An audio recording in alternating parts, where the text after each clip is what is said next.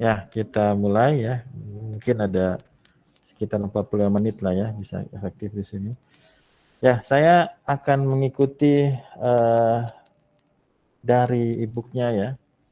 Jadi di sini bicara tentang Introduction to Data Science ya, Introduction to Data Science.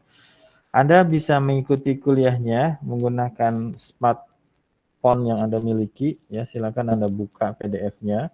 Sengaja saya bikin PDF-nya supaya Anda bisa baca gitu ya. Jadi katanya bikin ini Pak, bikin slide-nya biar kita bisa lihat, kita bisa baca-baca gitu ya.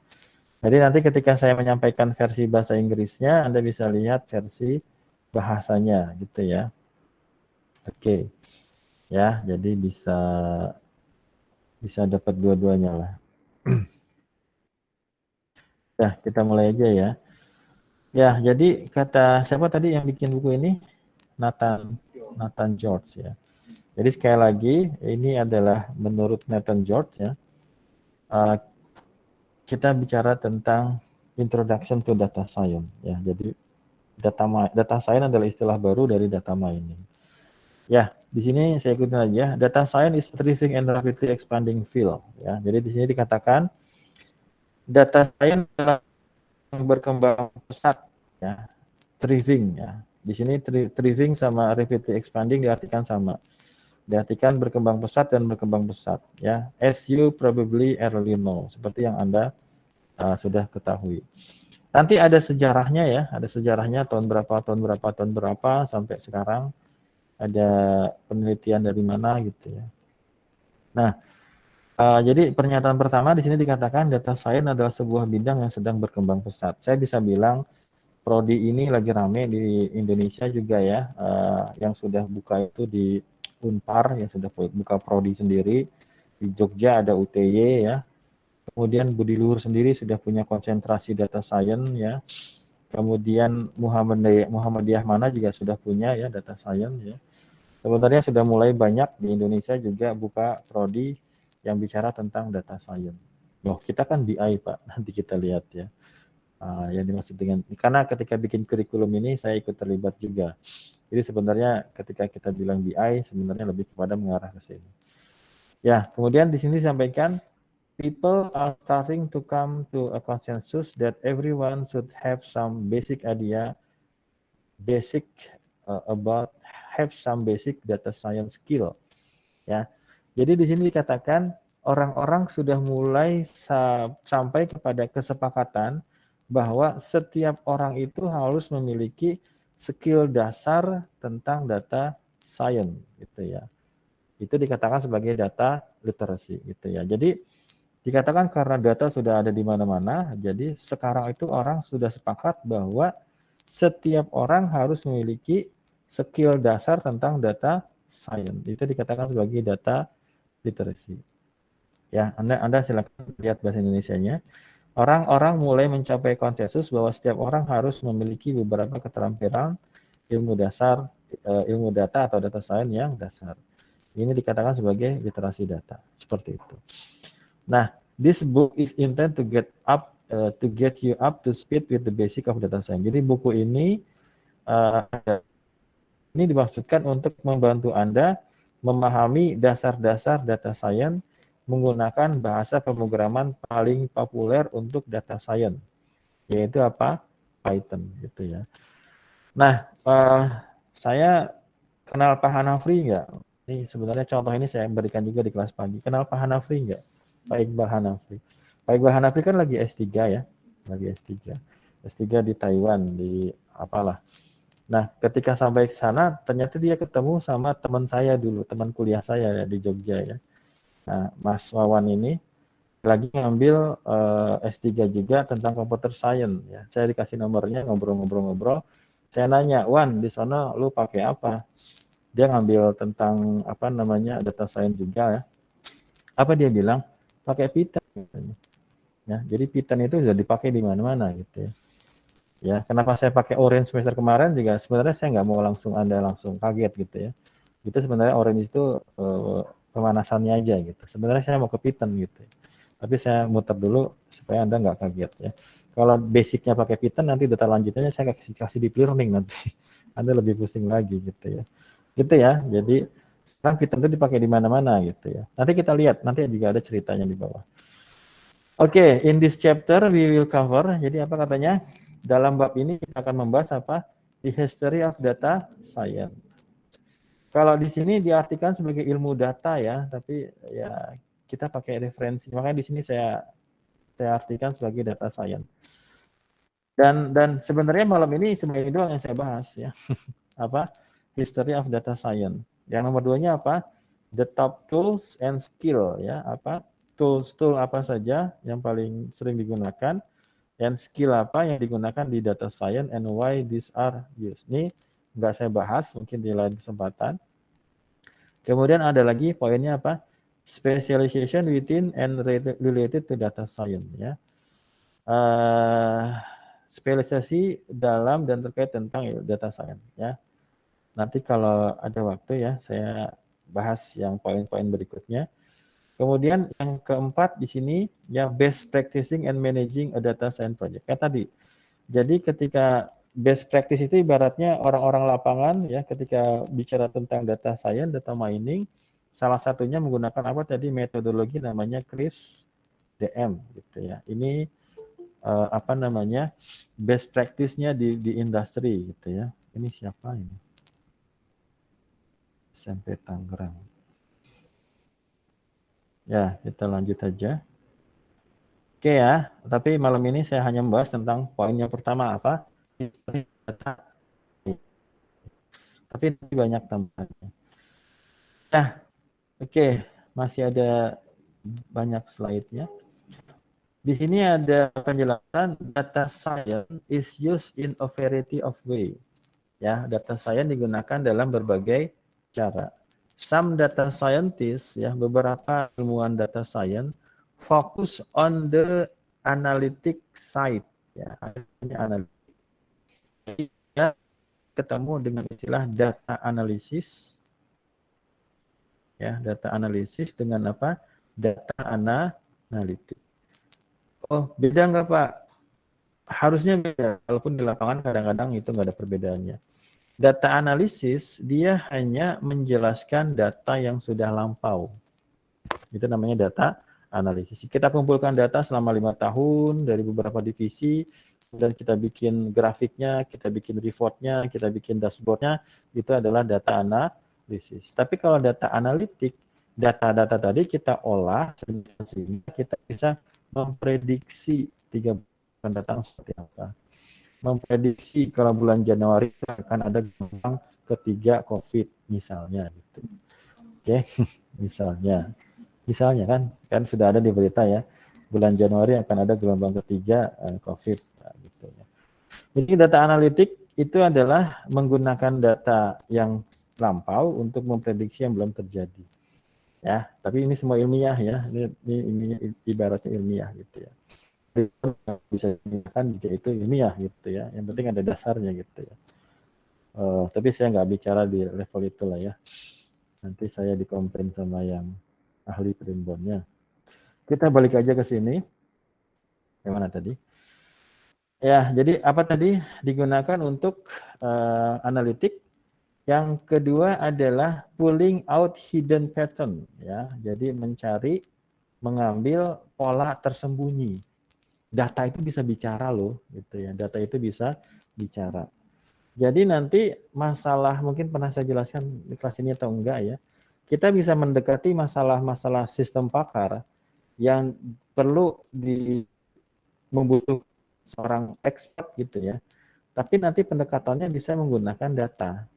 Ya, jadi data itu kita bisa ambil, kita bisa bikin rule base ya, pakai decision tree. Ya, jadi bisa mengambil pola yang tersembunyi. Yang ketiga apa? Kita bisa mendapatkan insight, ini sama mirip-mirip sama yang tadi lah ya. Kita bisa melihat dari data. Jadi data itu bisa bicara ya. Sebenarnya ini awalnya adalah orang-orang statistik ya. Kemudian yang terakhir ini, communicating this result with visualization and statistic, ini lebih kepada BI tapi menggunakan terminologi yang lama. Saya bisa bilang seperti itu. Jadi ketika hasil-hasil tadi kita jadikan visualisasi atau statistiknya, itu adalah business intelligence, tapi di terminologi yang lama. Nanti yang baru seperti apa Pak? Sebenarnya nanti ada di chapter di bawahnya ya. Oke, other work on creating predictive model ini sama ya. To predict future event ya, such as predicting whether someone will put solar panel on their housing. Ini semua sama, udah saya jelaskan tadi. Silakan Anda baca bahasa Indonesianya. Ini juga sudah. Ya, ada juga buat classification ya. Banyak nanti contoh-contohnya. Ya sebenarnya ketika saya minta Anda mencari jurnal tuh buat melihat ya, dia dipakainya di mana aja. Nah, kemudian poin berikutnya adalah one thing ties all application of data science together adalah data. Semua itu kita menggunakan apa?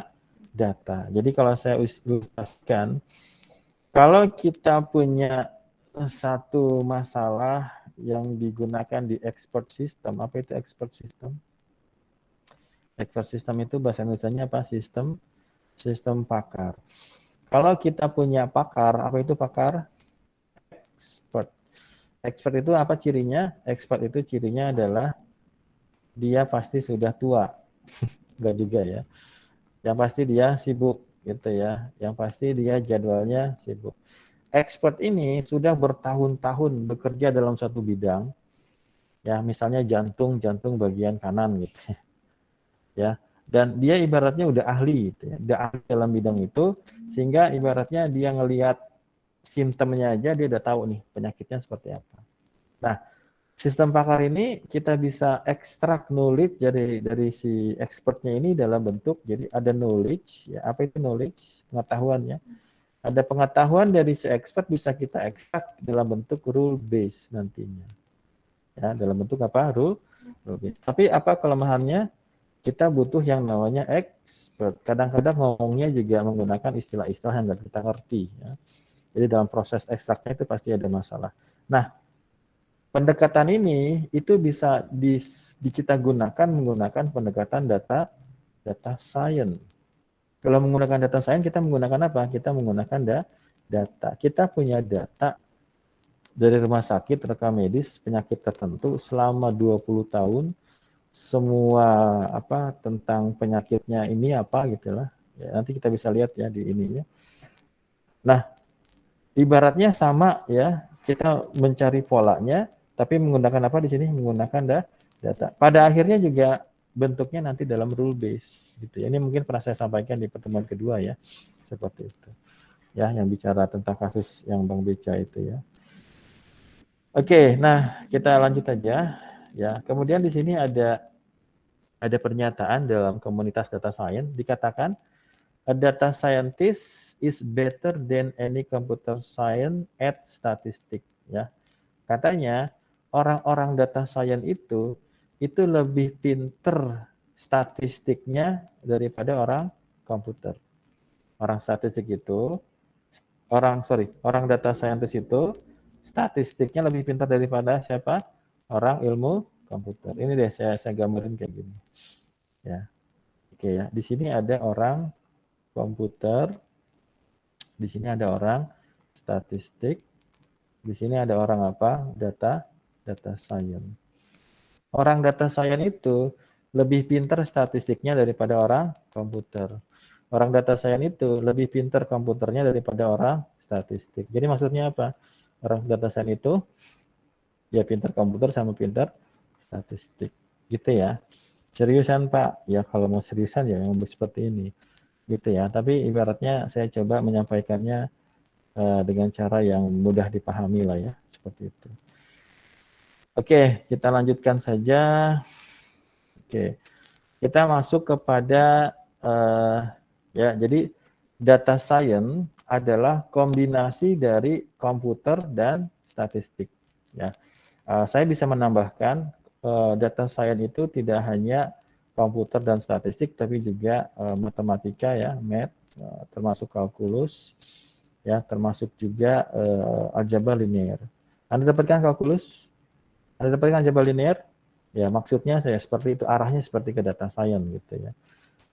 Ya, seperti itu. Ya.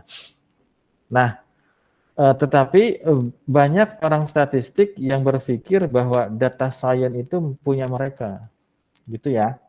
Nah, saya mau cerita sedikit di sini.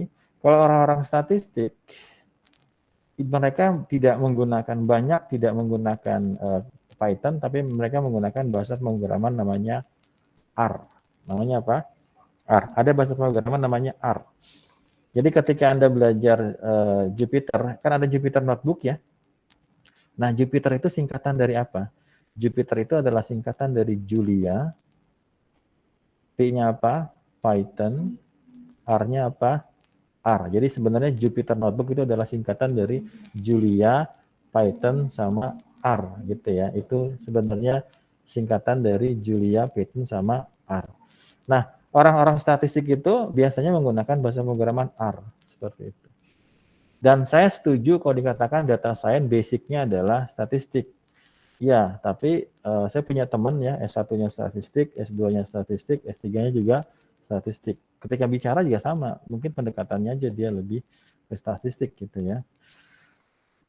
Nah, jadi dalam perkembangannya statistik itu nanti apa namanya, ada orang-orang komputer ya, ada orang-orang matematika ya, mungkin lebih kepada komputernya ya. Nah, oke, kita lanjutkan aja. Oke ya, jadi nanti jangan kaget kalau ada orang-orang statistik mengatakan data science itu punya saya gitu ya.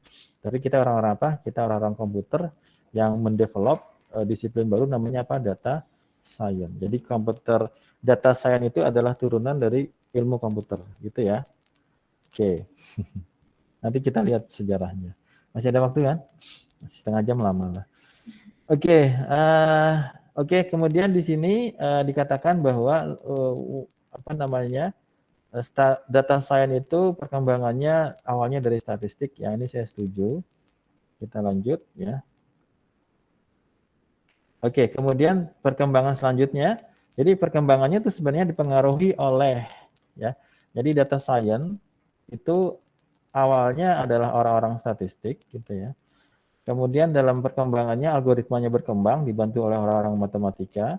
Kemudian dibantu dengan orang-orang computer science ya dengan looping ya, dengan codingan macam-macam gitu ya, dengan Python salah satunya.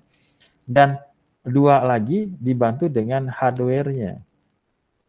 Sekarang kita punya prosesor yang namanya GPU salah satunya. Ibaratnya ini adalah prosesor yang digunakan untuk apa? Main game ya. Jadi kalau kita main game harus cepat prosesornya, namanya ada GPU ya, Graphical Processing Unit. Satunya lagi adalah ada namanya internet ya. Dengan internet data bakal banyak terkumpul. Ini adalah pointer-pointer kenapa data science berkembang ya. Algoritmanya semakin kompleks, kemudian bahasa pemrogramannya juga berkembang, kemudian sekarang kita punya hardware yang sangat-sangat cepat gitu ya. Seperti itu. Dan juga yang terakhir apa? Perkembangan dari internetnya. Kalau Anda pasang status di Facebook, kalau Anda upload foto di Facebook, di Instagram, itu data bukan? Data ya. Kita tuh sebenarnya ngasih data gratis ke Google gitu ya. Kita ngasih data gratis ke Facebook, Instagram, semuanya itu data semua. Ya, mereka bisa jual data kita ya.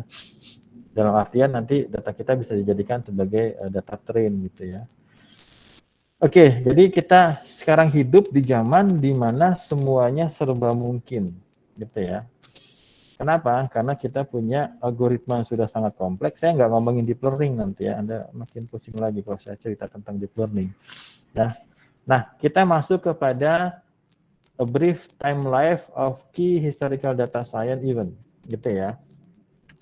Yang pertama di situ ada tahun berapa di sini? Tahun 1962.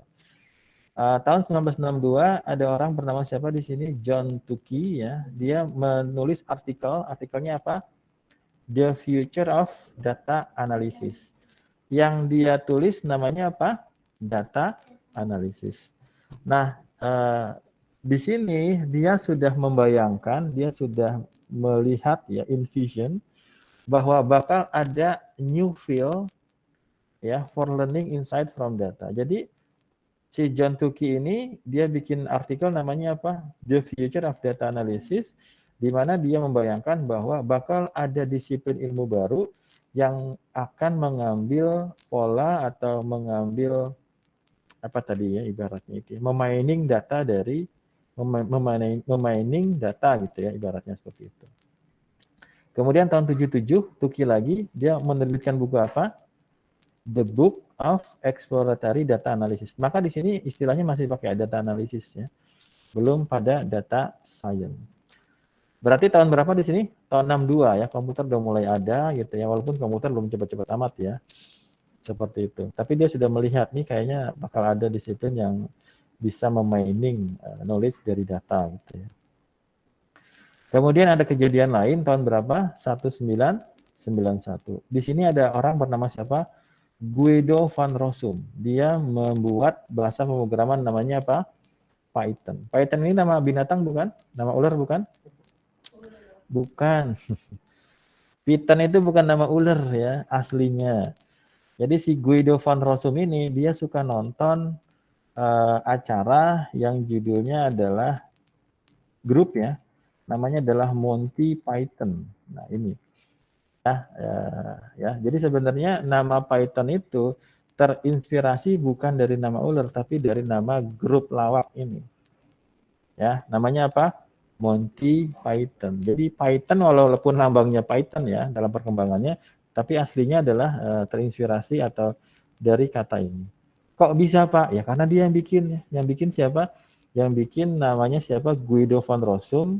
Dia bikin bahasa pemrograman, kemudian dia suka, dia kasih namanya apa? Python. Ya.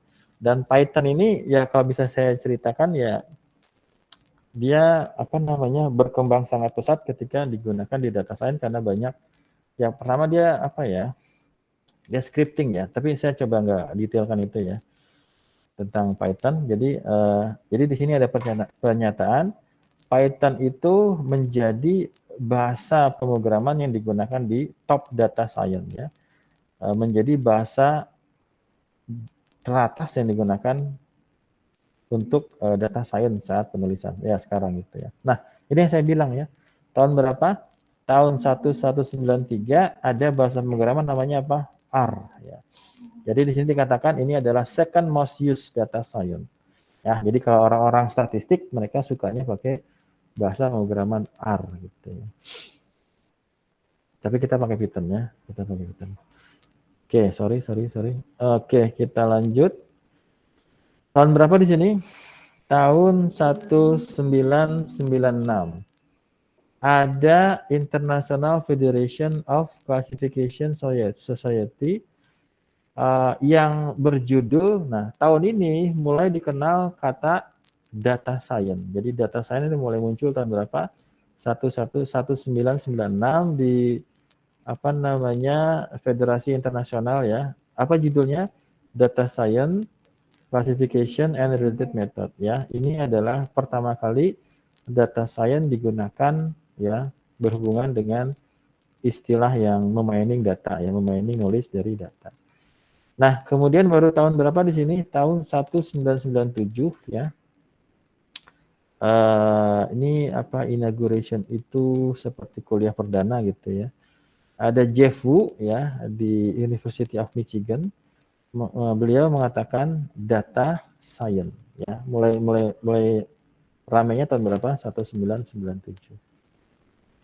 kita lihat lagi di sini tahun berapa di sini tahun 2001 ya tahun 2001 William Cleveland mempublish sebuah paper yang berjudul apa data science with expand on data analysis ya mulai ramai lagi.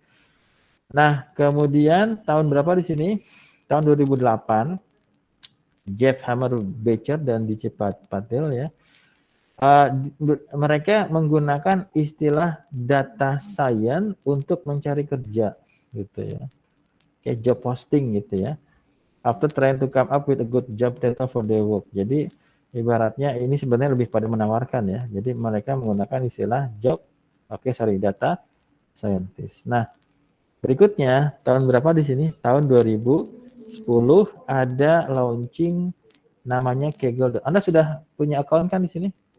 Sudah ya? Oke. Ya, di Kaggle.com ini adalah community online data science dan juga banyak lomba di situ. Ya, jadi nanti tugasnya adalah Anda ikut lomba di sini. Ya, ini yang di rumah masih ada nggak ini? Mudah-mudahan masih ada ya. Oke. Ya, kita lanjut. Ada Iva kelas kita? Nggak baru lihat saya. Iya, baru ikut. Ya, baru lihat juga saya. Nah, di sini tahun berapa? Tahun 2010. Di sini dikatakan tahun 2010-an perguruan tinggi baru menawarkan master itu apa? S2 ya. S2 dan S1. Degree ya, degree itu tingkat ya. Jadi seperti saya sampaikan tadi di Indonesia juga tahun-tahun terakhir sekarang sudah mulai ramai, tapi sebenarnya secara internasionalnya tahun berapa? Baru tahun 2010-an. Ya. Universitas mulai menawarkan gelar master dan sarjana dalam ilmu data science ya. Kemudian juga banyak orang bekerja mencari postingnya tentang data science job ya. Kemudian ini breakthrough-nya tentang deep learning ya. Deep learning ini ya dengan bantuan mesin yang sangat cepat ya. Kemarin tuh sempat saya minta foto kan, sebenarnya saya lagi riset tentang deep learning ini ya. Jadi bagaimana saya bikin sistem yang bisa mengenali wajah seseorang gitu ya. Oke, nanti aja kita bicara seperti itu. Dan ini juga ya, di sini kekuatannya adalah banyaknya software library ya. Ini sebenarnya salah satunya adalah banyaknya library yang data science ini yang dibikin publik ya. Kita nggak perlu bayar, lisensinya publik. Di Python itu banyak ya. Jadi banyak the number of data science software library and publication juga ya berkembang. Nah, ini yang tahun 2012 ya. Silakan Anda baca di sini apa? Tahun 2012 Harvard Business Review publish the notorious article entitled apa judulnya? Data Science adalah apa bacanya ini? The sexiest job of the 21st century which add fuel to data science. Apa artinya ini the sexiest? Kalau artinya apa? Ya, ibaratnya pekerjaan yang paling ya ini ibaratnya sifat wanita yang diberikan kepada pekerjaan ya. The sexiest job of the 21st century. Itu ya. Ini kata siapa? Harvard Business Review. Jadi sebenarnya kalau Anda menguasai ini banyak yang nyari nanti ya. Seperti itu. Oke, yang ini 2015 ada data scientist of the US ya. Yang tadi nih yang pertama kali bikin istilah di pekerjaan ya. Oke, kita lanjut aja. Nah, tahun 2015 ini adalah library yang dikembangkan oleh Google ya. Jadi Google mengembangkan satu library namanya adalah TensorFlow. Kalau ini saya sudah coba ya. Ini digunakan di deep learning, salah satunya di CNN ya. Ini digunakan untuk ya banyak di sini ya. Ini saya udah coba. Kalau ini udah saya coba. Yang ini saya belum coba ya. Yang dua terakhir ini belum saya coba. Nah, kelas yang pagi tadi ini saya suruh mereka bikin account di Amazon gitu ya. Jadi kelas malam juga saya samain lah. Silakan. Jadi kalau di Amazon itu ada dua ya. Ada yang Amazon Academy ya, Amazon Academy. Satu lagi ada Amazon Educate gitu. Amazon Educate. Kalau Academy kita belum punya, ini agak berat ya. Kalau yang sudah kita tuh yang Mikrotik ya. Mikrotik Academy ya, karena harus ada trainernya. Kalau di Amazon ini agak berat ya, trainernya itu agak berat. Dan juga nanti banyak ininya, banyak kurs-kursnya. Ya. Nah, kelas pagi tadi saya minta mereka untuk bikin account di Amazon Educate ya. Jadi silakan nanti pulang atau sekarang Anda bikin apa? Bikin account. Saya ngajar ya.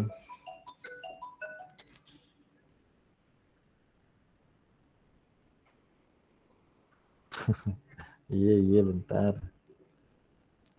Oke. Gimana tadi? Jadi silakan apa? Amazon apa tadi? Educate ya. Educate. Register. Registration. Nah, ini ya.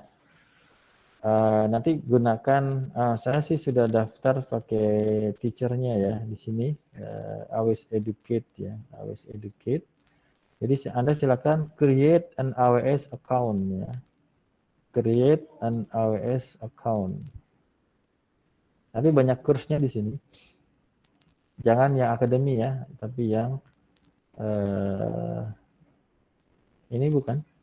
Kok diarahinnya ke sini?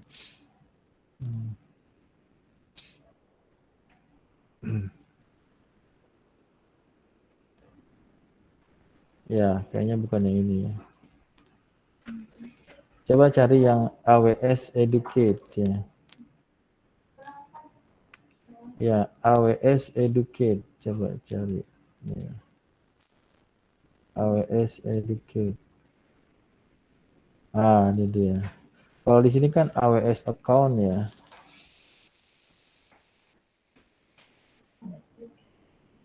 AWS Management. Apply for AWS Educate. Ya, coba aja. Ini dia, AWS Educate. Ini ya, ini adalah AWS Educate. Bergabung dengan AWS Educate. Oke. Ya, nanti pilihnya sebagai student ya. Sebagai student. Ya, pilih sebagai student. Kalau saya yang educator udah ada. Ini ya. Apply to join AWS Educate. School or institution name. Institut Teknologi dan Bisnis Bina Sarana Global. Oh enggak. Country-nya Indonesia. Ya, first name Alwan misalnya. Last name saya udah punya soalnya. Saya pakai akun yang lain. Nah, emailnya pakai email kampus ya. Pakai email kampus.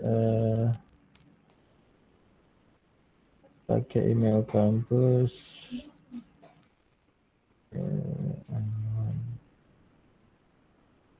Ya, tapi ini saya nggak bahas sampai setelah UTS ya. Saya mau bahas yang apa namanya? Yang Python-nya dulu. 12 17 09 0042 @stimic global. Yang di rumah juga bikin ya. Nanti di-share di WA grupnya. Graduation month. Bulan 11. Graduation year. Kok ditanya ginian juga ya. Anggap aja 2017. Birth month. Birth year. Berapa ya? 2000 lah. 1999 ya. Oke. Loh, ini promo ya. Promo kan enggak. I'm not a robot. Crosswalk. Ini crosswalk. Oke, next. Crosswalk. Ini crosswalk. Verify. Next.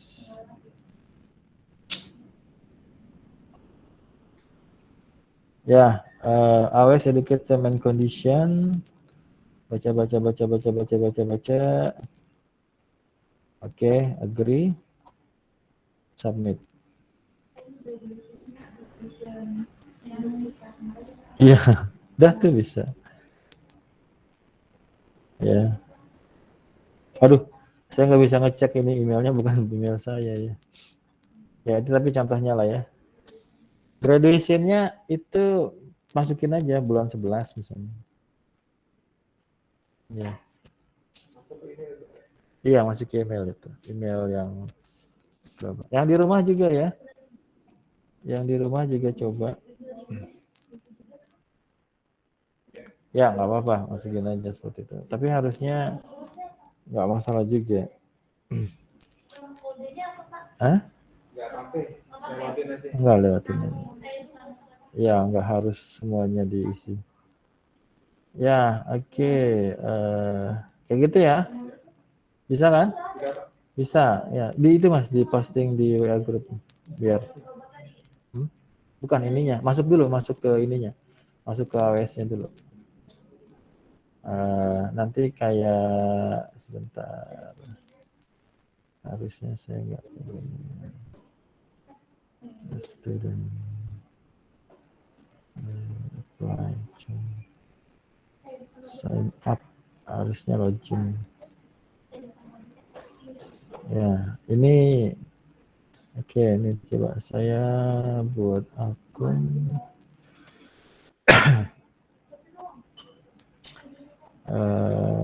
Masuk ya, masuk. Kemudian ini ya, ini saya pakai ya STEMI Global, AWS Educate sebagai trainer ya, sebagai educate. Iya ya.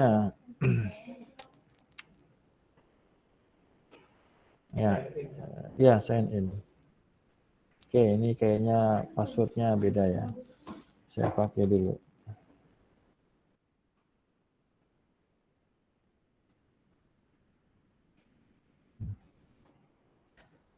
Oke, nggak mau. Kok salah ya?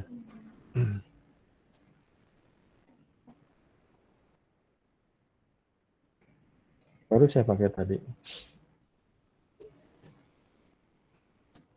Login user logout. Ya, saya lupa password. Ya, oke. Harusnya nggak, ini kayaknya karena saya save tadi passwordnya ketukar sama yang password reset. Send password reset. Ya, check your email.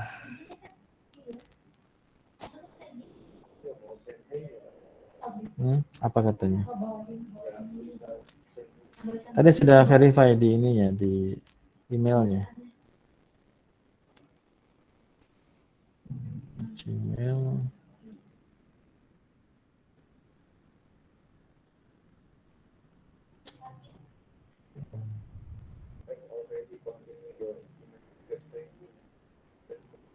Udah, coba di refresh beberapa waktu. Tunggu semenit 2 menit lah. Thank you. Ya, student. Apa yang salah?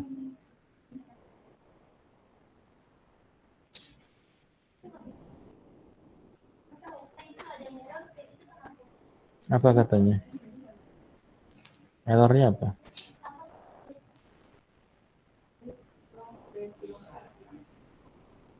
Coba mas lihat mas. Ya itu ya, yang robot.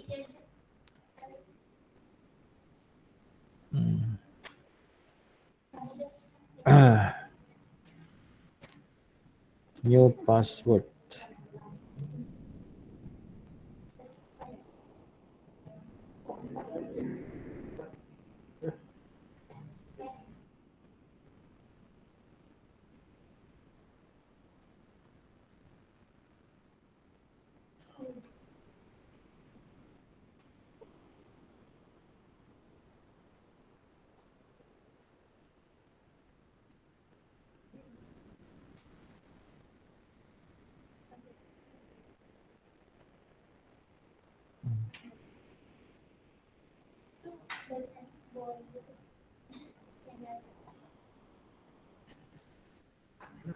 Ya, oke.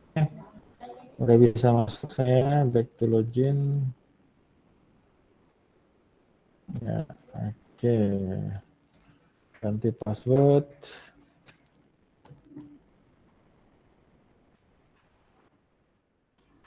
Harusnya bisa. Oh, thanks. Ini ya contohnya ya. Ini bisa nih.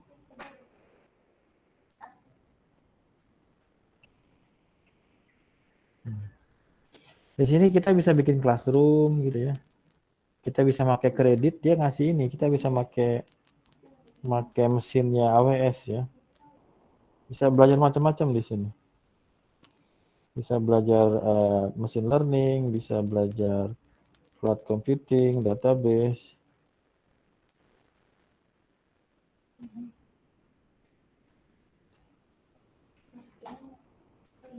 Ya, oke. Classroom and credit. Ya, ini ya, ada AWS Educate Classroom ya. Educator tool have moved to AWS Academy. You can continue using this through December. Set up for Academy. Classroom educator, oke. Classroom credit content save. Content. Ya, ini ya. Nih dia nih.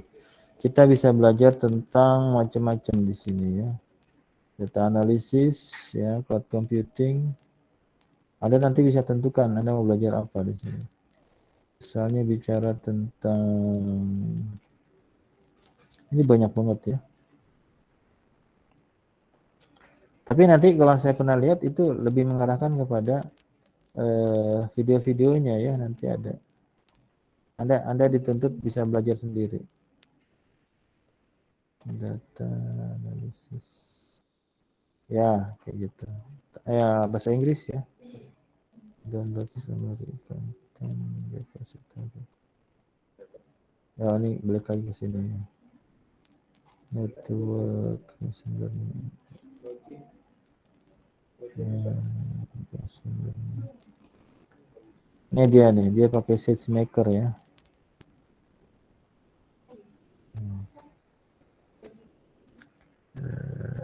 Description. Berapa Mas? Udah bisa belum?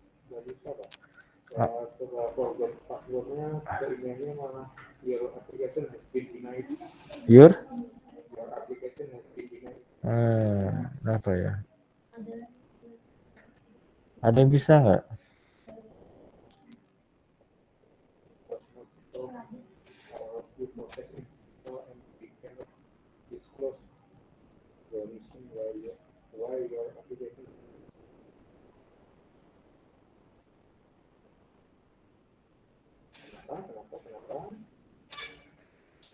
Gimana? Udah bisa belum?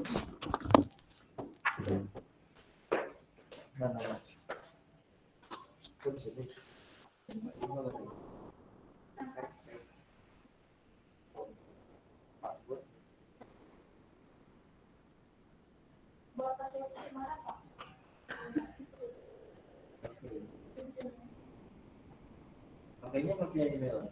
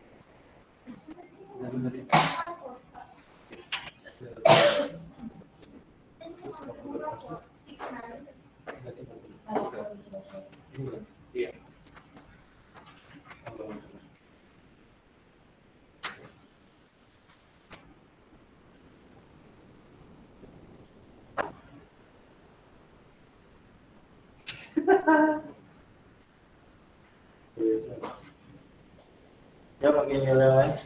Saya bisa nggak? Lepas lagi bisa sih. Itu bisa semua. Ada yang bisa? Kenapa? Bisa? Nggak bisa? Kenapa? Iya, ini AWS account. Content, platform and credit. Ya. Nih, tuh saya bisa tuh. Sistemik Nasional Global. Dan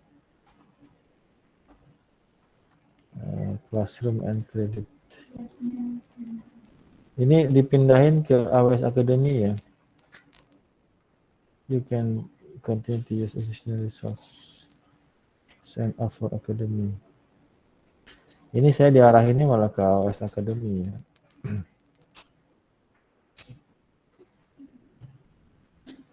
Ya. Oke, ini kayaknya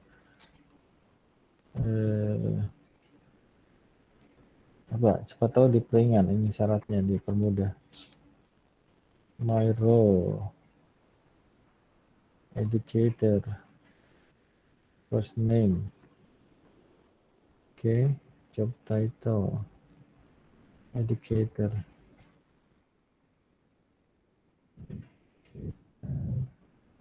Faculty decision, automatic.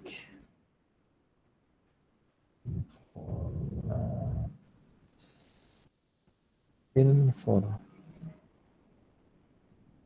Ada yang ngomong kayak ini. Email. Emailnya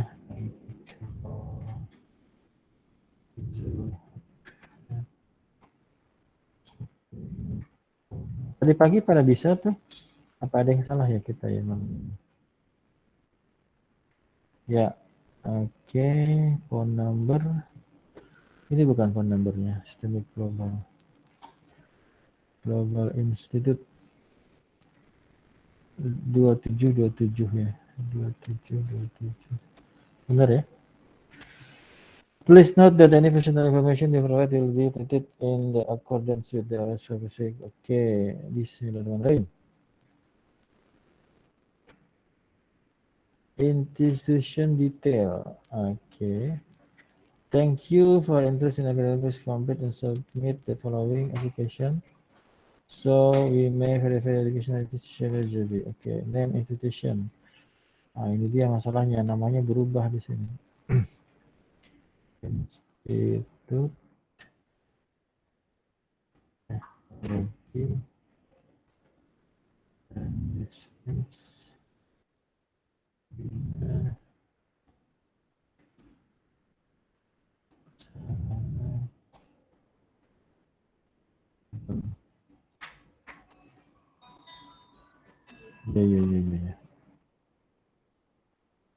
Oke, institution URL global TPS ya. TPS global AC Institute Teknologi. Institute type public. Institution address. Okay. State-nya Banten. Oke, coba next.